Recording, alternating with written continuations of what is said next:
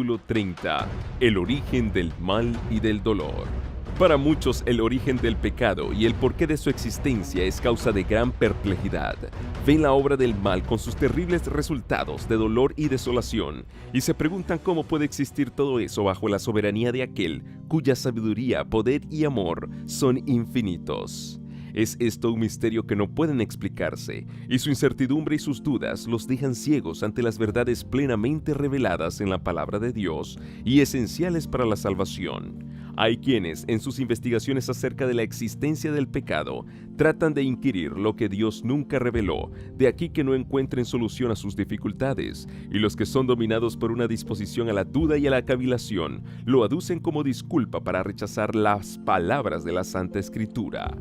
Otros, sin embargo, no se pueden dar cuenta satisfactoria del gran problema del mal, debido a la circunstancia de que la tradición y las falsas interpretaciones han oscurecido las enseñanzas de la Biblia referentes al carácter de Dios, la naturaleza de su gobierno y los principios de su actitud hacia el pecado. Es imposible explicar el origen del pecado y dar razón de su existencia. Sin embargo, se puede comprender suficientemente lo que atañe al origen y a la disposición final del pecado para hacer enteramente manifiesta la justicia y benevolencia de Dios en su modo de proceder contra todo mal. Nada se enseña con mayor claridad en las Sagradas Escrituras que el hecho de que Dios no fue en nada responsable de la introducción del pecado en el mundo y de que no hubo retención arbitraria de la gracia de Dios ni error alguno en el gobierno divino que dieran lugar a la rebelión. El pecado es un intruso y no hay razón que pueda explicar su presencia. Es algo misterioso e inexplicable. Excusarlo equivaldría a defenderlo. Si se pudiera encontrar alguna excusa en su favor o señalar la causa de su existencia, dejaría de ser pecado. La única definición del pecado es la que da la palabra de Dios. El pecado es transgresión de la ley. Es la manifestación exterior de un principio en pugna con la gran ley de amor, que es el fundamento del gobierno divino. Antes de la aparición del pecado había paz y gozo en todo el universo. Todo guardaba perfecta armonía con la voluntad del Creador. El amor a Dios estaba por encima de todo y el amor de unos a otros era imparcial. Cristo, el Verbo, el unigénito de Dios, era uno con el Padre eterno, uno en naturaleza, en carácter y en designios. Era el único ser en todo el universo que podía entrar en todos los consejos y designios de Dios. Fue por intermedio de Cristo, por quien el Padre efectuó la creación de todos los seres celestiales. Por Él fueron creadas todas las cosas. En los cielos, ora sean tronos, o dominios, o principados, o poderes. Colosenses 1:16. Y todo el cielo rendía homenaje tanto a Cristo como al Padre. Como la ley de amor era el fundamento del gobierno de Dios, la dicha de todos los seres creados dependía de su perfecta armonía con los grandes principios de justicia. Dios quiere que todas sus criaturas le rindan un servicio de amor y un homenaje que provenga de la apreciación inteligente de su carácter. No le agrada la sumisión forzosa y da a todos libertad para que le sirvan voluntariamente. Pero hubo un ser que prefirió pervertir esta libertad. El pecado nació en aquel que, después de Cristo, había sido el más honrado por Dios y el más exaltado en honor y en gloria entre los habitantes del cielo. Antes de su caída, Lucifer era el primero de los querubines que cubrían el propiciatorio santo y sin mácula. Así dice Jehová el Señor: tú eres el sello de perfección, lleno de sabiduría y consumado en hermosura. En el Edén, jardín de Dios, estabas. De toda piedra preciosa era tu vestidura. Eras el querubín ungido que cubrías con tus alas. Yo te constituí para esto. En el santo monte de Dios estabas. En medio de las piedras de fuego te paseabas. Perfecto eras en tus caminos, desde el día que fuiste creado, hasta que la iniquidad fue hallada en ti. Ezequiel 28, 12 al 15. Lucifer habría podido seguir gozando del favor de Dios, amado y honrado por toda la hueste angélica, empleando sus nobles facultades para beneficiar a los demás y para glorificar a su Hacedor. Pero el profeta dice: se te ha engreído el corazón a causa de tu hermosura, has corrompido tu sabiduría con motivo de tu esplendor. Verso 17. Poco a poco, Lucifer se abandonó al deseo de la propia exaltación.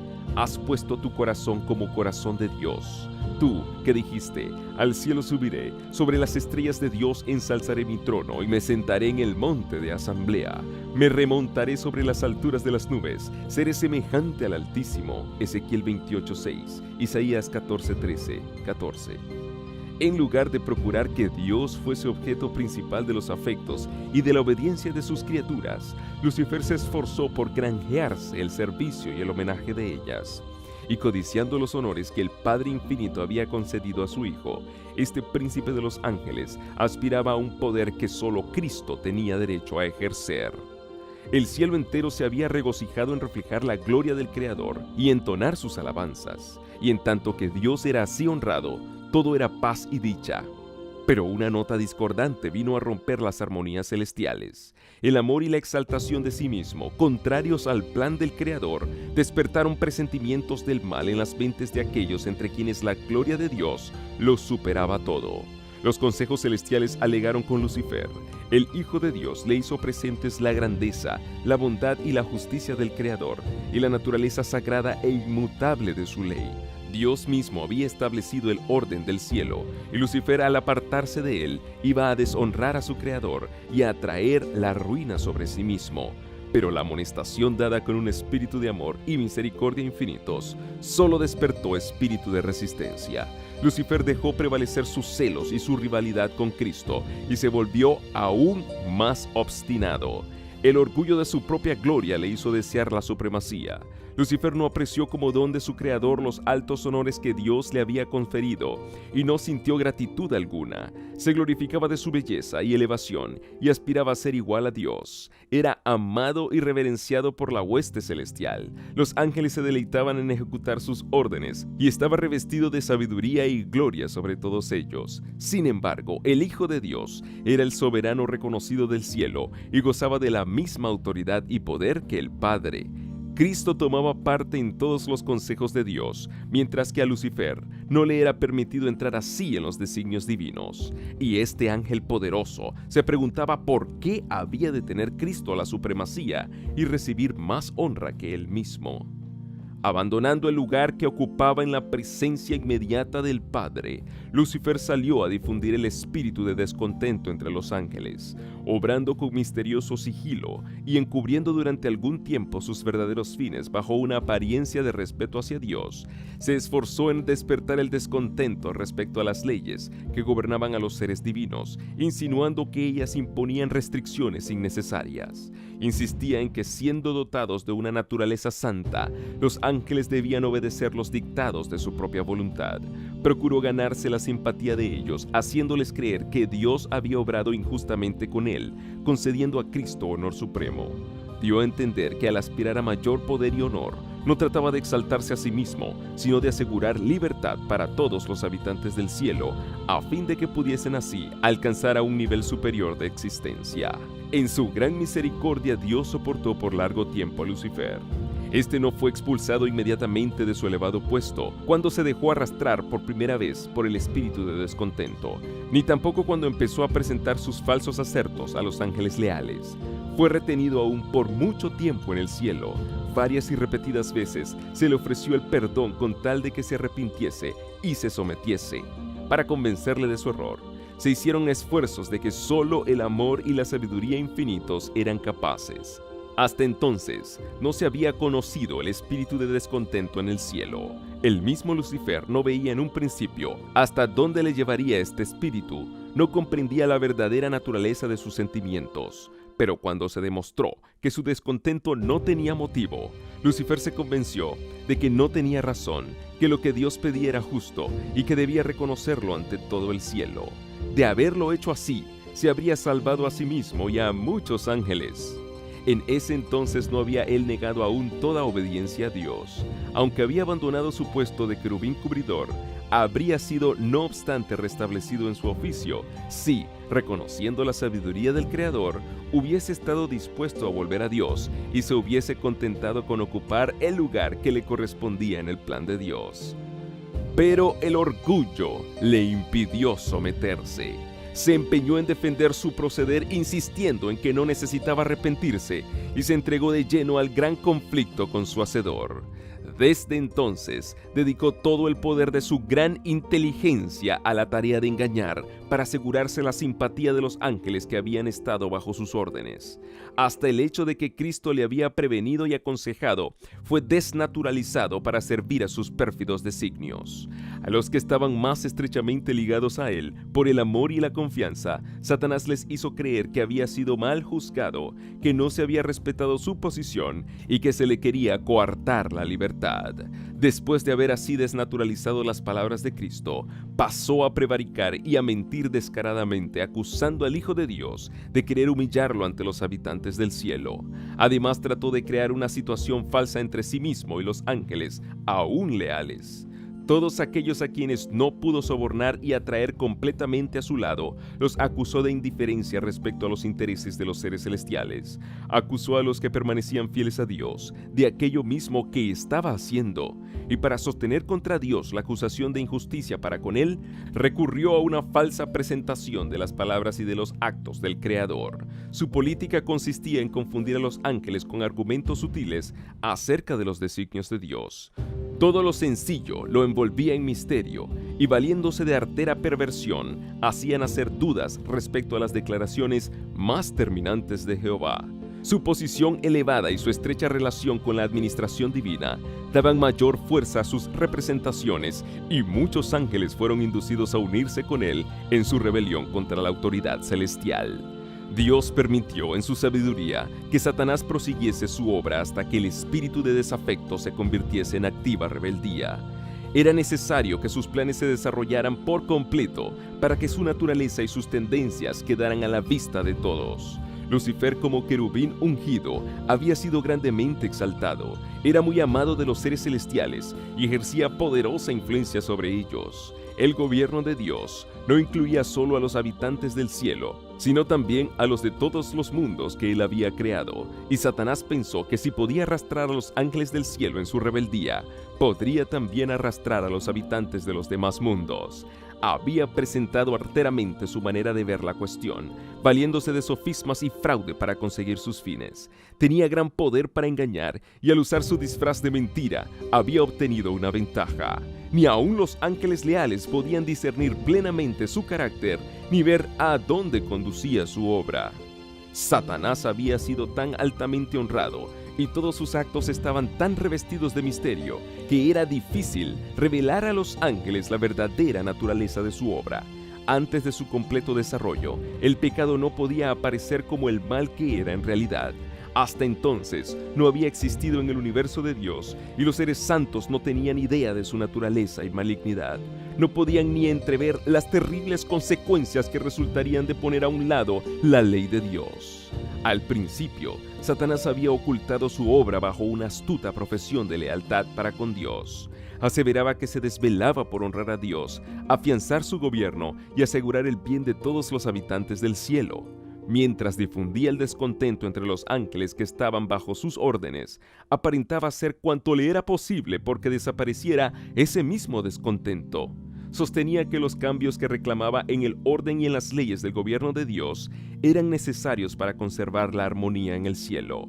En su actitud para con el pecado, Dios no podía sino obrar con justicia y verdad. Satanás podía hacer uso de armas de las cuales Dios no podía valerse: la lisonja y el engaño. Satanás había tratado de falsificar la palabra de Dios y había representado de un modo falso su plan de gobierno ante los ángeles, sosteniendo que Dios no era justo al imponer leyes y reglas a los habitantes del cielo, que al exigir de sus criaturas sumisión y obediencia, solo estaba buscando su propia gloria. Por eso debía ser puesto de manifiesto ante los habitantes del cielo y ante los de todos los mundos, que el gobierno de Dios era justo y su ley perfecta. Satanás había dado a entender que él mismo trataba de promover el bien del universo. Todos debían llegar a comprender el verdadero carácter del usurpador y el propósito que le animaba. Había que dejarle tiempo para que se diera a conocer por sus actos de maldad. Satanás achacaba a la ley y al gobierno de Dios la discordia que su propia conducta había introducido en el cielo. Declaraba que todo el mal provenía de la administración divina. Aseveraba que lo que él mismo quería era perfeccionar los estatutos de Jehová. Era pues necesario que diera a conocer la naturaleza de sus pretensiones y los resultados de los cambios que él proponía introducir en la ley divina. Su propia obra debía condenarle. Satanás había declarado desde un principio que no estaba en rebelión. El universo entero debía ver al seductor desenmascarado. Aun cuando quedó resuelto que Satanás no podría permanecer por más tiempo en el cielo, la sabiduría infinita no le destruyó. En vista de que solo un servicio de amor puede ser aceptable a Dios, la sumisión de sus criaturas debe proceder de una convicción de su justicia y benevolencia. Los habitantes del cielo y de los demás mundos, no estando preparados para comprender la naturaleza ni las consecuencias del pecado, no podrían haber reconocido la justicia y misericordia de Dios en la destrucción de Satanás. De haber sido éste aniquilado inmediatamente, aquellos habrían servido a Dios por miedo, más bien que por amor. La influencia del seductor no habría quedado destruida del todo, ni el espíritu de rebelión habría sido extirpado por completo.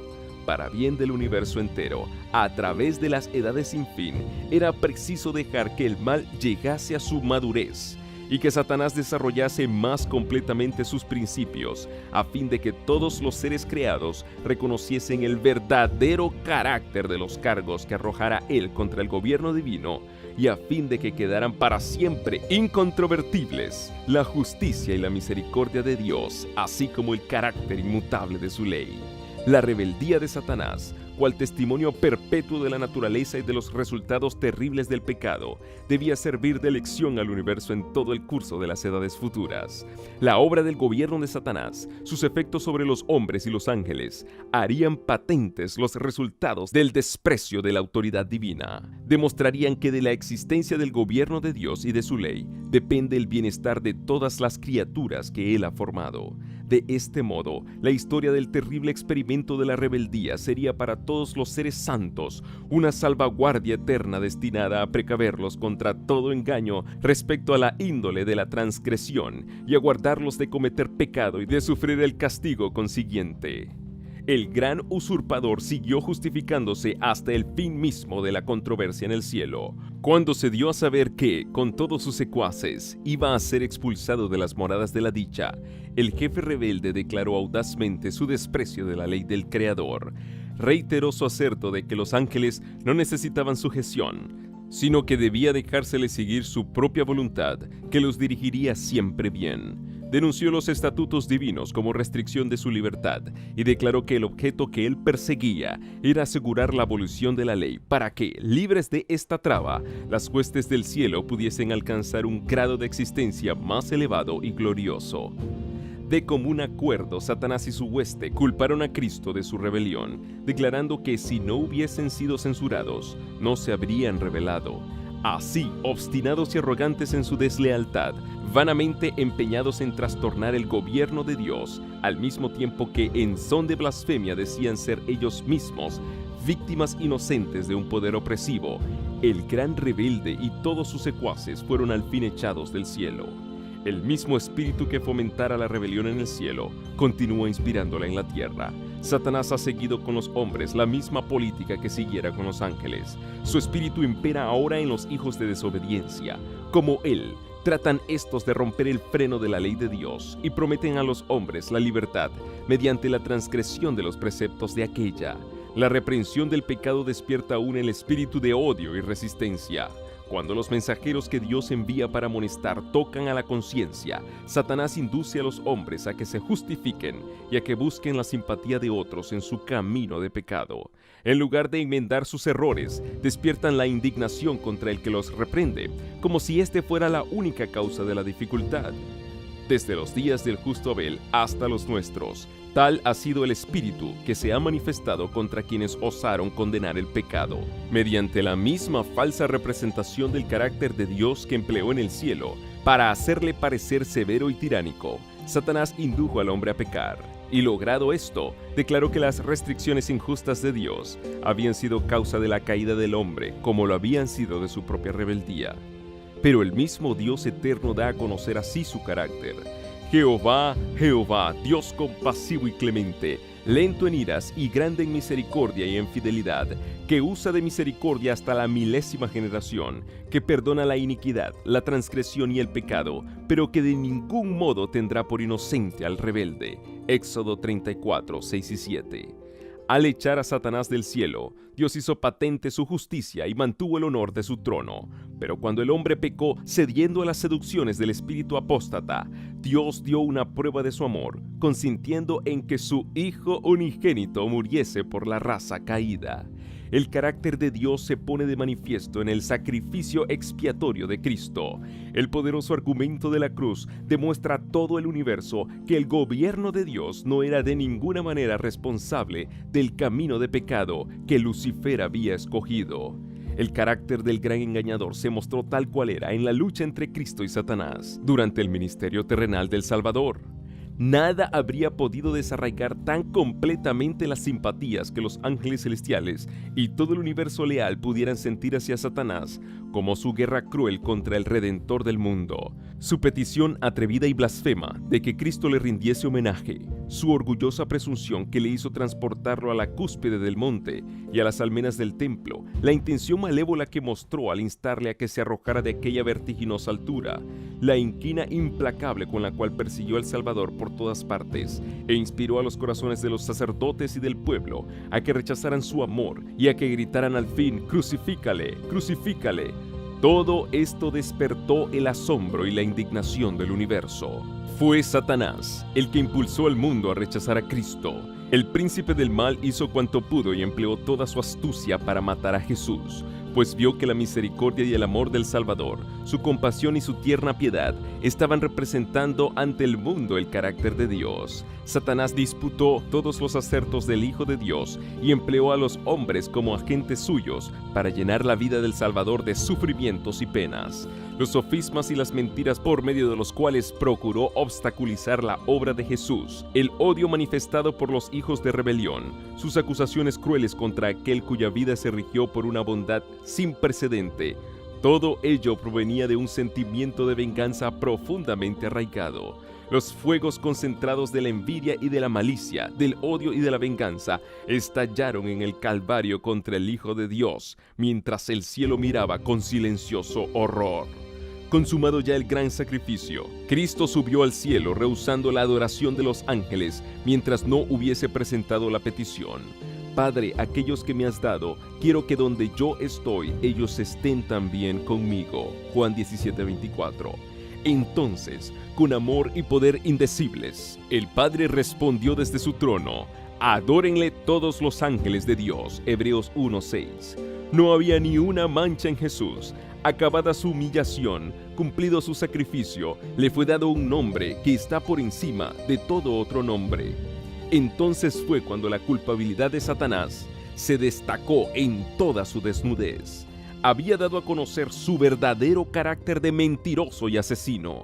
Se echó de ver que el mismo espíritu con el cual él gobernaba a los hijos de los hombres que estaban bajo su poder, lo habría manifestado en el cielo si hubiese podido gobernar a los habitantes de éste.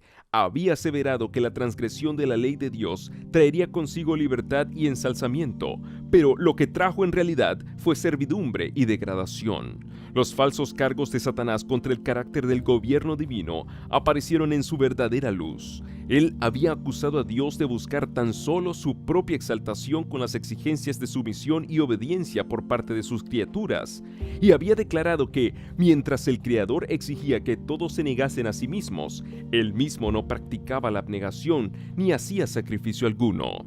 Entonces se vio que para salvar una raza caída y pecadora, el legislador del universo había hecho el mayor sacrificio que el amor pudiera inspirar, pues Dios estaba en Cristo reconciliando el mundo así. 2 Corintios 5:19. Vióse además que mientras Lucifer había abierto la puerta al pecado debido a su sed de honores y supremacía, Cristo, para destruir el pecado, se había humillado y hecho obediente hasta la muerte. Dios había manifestado cuánto aborrece los principios de rebelión. Todo el cielo vio su justicia revelada, tanto en la condenación de Satanás como en la redención del hombre. Lucifer había declarado que si la ley de Dios era inmutable y su penalidad irremisible, todo transgresor debía ser excluido para siempre de la gracia del Creador. Él había sostenido que la raza pecaminosa se encontraba fuera del alcance de la redención y era por consiguiente presa legítima suya.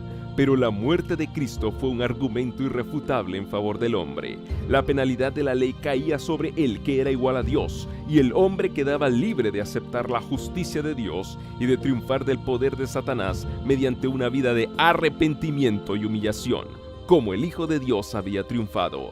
Así, Dios es justo al mismo tiempo que justifica a todos los que creen en Jesús. Pero no fue tan solo para realizar la redención del hombre para lo que Cristo vino a la tierra a sufrir y morir. Vino para engrandecer la ley y hacerla honorable.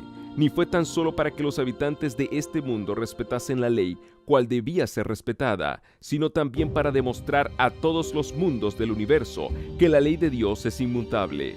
Si las exigencias de ella hubiesen podido descartarse, el Hijo de Dios no habría necesitado dar su vida para expiar la transgresión de ella. La muerte de Cristo prueba que la ley es inmutable, y el sacrificio al cual el amor infinito impelió al Padre y al Hijo a fin de que los pecadores pudiesen ser redimidos, demuestra todo el universo, y nada que fuese inferior a este plan habría bastado para demostrarlo, que la justicia y la misericordia son el fundamento de la ley y del gobierno de Dios. En la ejecución final del juicio se verá que no existe causa para el pecado. Cuando el juez de toda la tierra pregunte a Satanás, ¿por qué te rebelaste contra mí y arrebataste súbditos de mi reino? El autor del mal no podrá ofrecer excusa alguna. Toda boca permanecerá cerrada. Todas las huestes rebeldes quedarán mudas, mientras la cruz del Calvario proclama el carácter inmutable de la ley, declara al universo que la paga del pecado es muerte. El grito agonizante del Salvador, consumado es, fue el toque de agonía para Satanás. Fue entonces cuando quedó zanjado el gran conflicto que había durado tanto tiempo y asegurada la extirpación final del mal. El Hijo de Dios atravesó los umbrales de la tumba para destruir por la muerte al que tenía el imperio de la muerte, es a saber, al diablo. Hebreos 2:14. El deseo que Lucifer tenía de exaltarse a sí mismo le había hecho decir: sobre las estrellas de Dios ensalzaré mi trono, seré semejante al Altísimo. Dios declara: te torno en ceniza sobre la tierra y no existirás más para siempre. Isaías 14, 13 y 14. Ezequiel 28, 18 y 19. Esto será cuando venga el día ardiente como un horno, y todos los soberbios y todos los que hacen maldad serán estopa, y aquel día que vendrá los abrazará, ha dicho Jehová de los ejércitos, el cual no les dejará ni raíz ni rama. Malaquías 4:1. Todo el universo habrá visto la naturaleza y los resultados del pecado y su destrucción completa, que en un principio hubiese atemorizado a los ángeles y deshonrado a Dios. Justificará entonces el amor de Dios y establecerá su gloria ante un universo de seres que se deleitarán en hacer su voluntad y en cuyos corazones se encontrará su ley. Nunca más se manifestará el mal. La palabra de Dios dice: no se levantará la aflicción segunda vez. Nahum 1:9. La ley de Dios que Satanás vituperó como yugo de servidumbre será honrada como ley de libertad. Después de haber pasado por tal prueba y experiencia, la creación no se desviará jamás de la sumisión a aquel que se dio a conocer en sus obras como Dios de amor insondable y sabiduría infinita.